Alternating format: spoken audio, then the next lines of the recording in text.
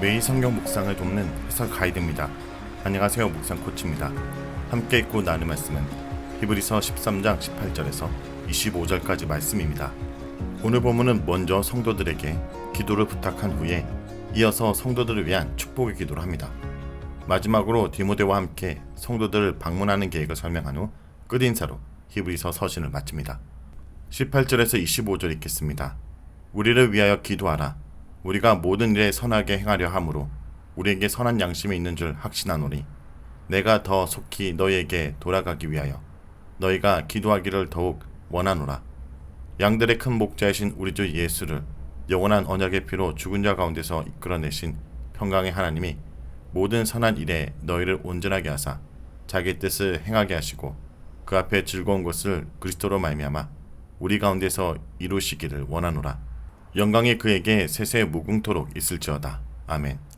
형제들아, 내가 너희를 권하노니 겉면의 말을 용납하라.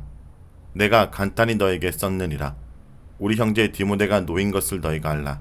그가 속히 오면 내가 그와 함께 가서 너희를 보리라. 너희를 인도하는 자들과 및 모든 성도들에게 문안하라. 이달리아에서 온 자들도 너에게 문안하느니라. 은혜가 너희 모든 사람에게 있을지어다. 18절에서 19절은 기도를 부탁합니다. 교회 지도자들에게 복종하라는 겉면은 자연스럽게 우리를 위하여 기도하라는 부탁으로 연결됩니다. 히브리서 저자도 한때 그 교회의 지도자였음이 분명합니다. 우리라는 표현에서 저자는 자신뿐 아니라 함께 있는 그의 동료들을 위해서 기도하라고 부탁하고 있습니다. 어쩌면 저자와 그의 동료들은 순회 전도자로서 성도들에게 복음을 전했을 수 있습니다. 특이한 것은 기도해달라는 부탁과 함께 그들이 선한 양심과 의도를 가지고 있다고 말한다는 점입니다.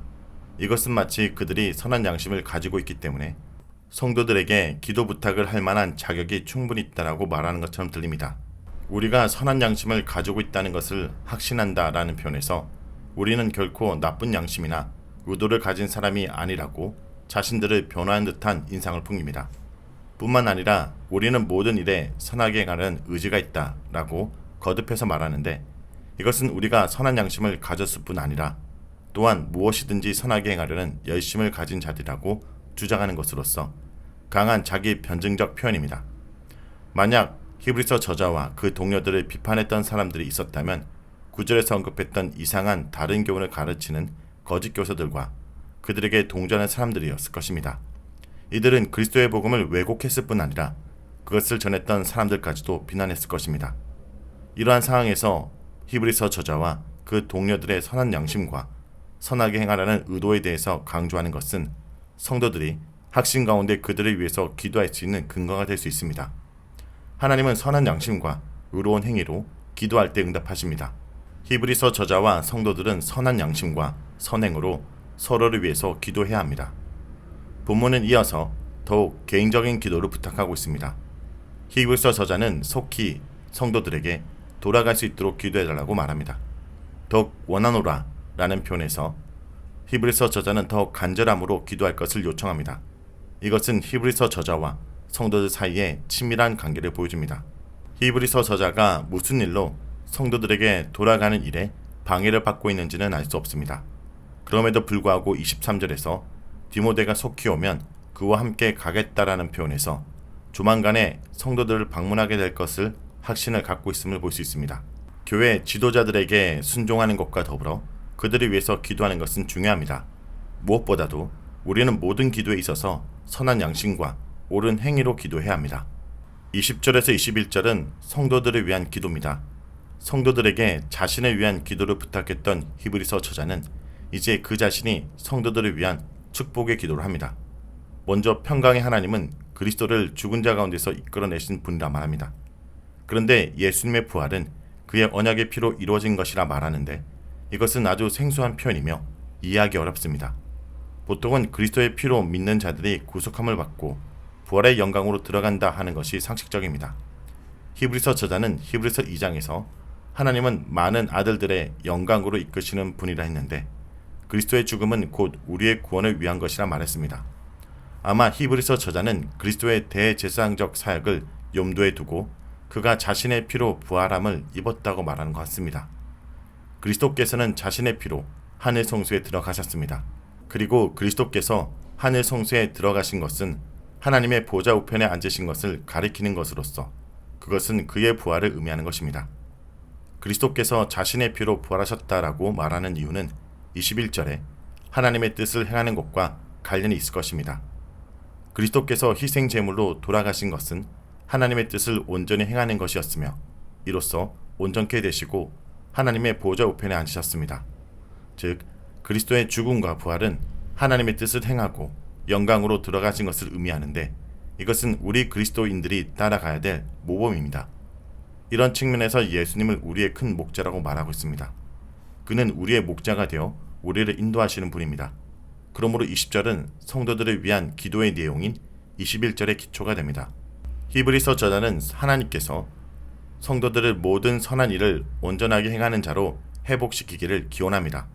이를 통해 성도들은 하나님께서 기뻐하시는 일들을 그리스도를 통해서 행하게 될 것입니다. 여기서 선한 일을 행하시는 분은 하나님이시며 그리스도는 이를 위한 수단이 되시고 그 일이 행해지는 것은 곧 우리 가운데서 이루어지는 것입니다. 이것은 성도들이 행하는 모든 선한 일은 하나님께서 그리스도를 통하여 하시는 일이라는 뜻입니다. 이것은 지금까지 성도들에게 믿음과 충성으로 하나님께 순종하려고 했던 것과 대조됩니다. 이것은 그리스도인들이 최선을 다하여 행하는 모든 일이 결국은 하나님께서 우리 가운데 행하시는 것임을 설명하는 것입니다. 이것은 성도들에게 선한 일을 위해서 스스로 열심을 낼 뿐 아니라 더욱 열심히 기도해야 한다는 것을 강조하는 것입니다. 22절에서 23절은 개인적인 겉면입니다. 본문은 마지막으로 개인적인 겉면을 하면서 성도를 향하여 형제들아 라는 다정한 호칭을 사용합니다. 본문은 이 서신을 가리켜 겉면의 말이라 말합니다. 겉면의 말은 해당에서 성경을 읽고 청중에게 권고와 격려 혹은 경고와 책망의 말을 하는 것으로서 설교와 같은 것입니다. 히브리서 저자는 이 서신이 교회 예배 중에 대중에게 읽혀지기를 바라고 있습니다. 겉면의 말을 용납하라에서 용납하라 라는 말은 인내를 가지고 주목하라는 뜻입니다. 히브리서 저자는 성도들이 자신의 겉면을 편견이나 부정적 생각을 가지고 대하지 않기를 바라고 있습니다. 디모데에 대한 언급은 상당히 바울적인 뉘앙스를 풍기는 표현이기도 합니다. 그러나 이 표현에 근거하여 이 서신이 바울의 저작이라 단정하기에는 정보가 부족합니다.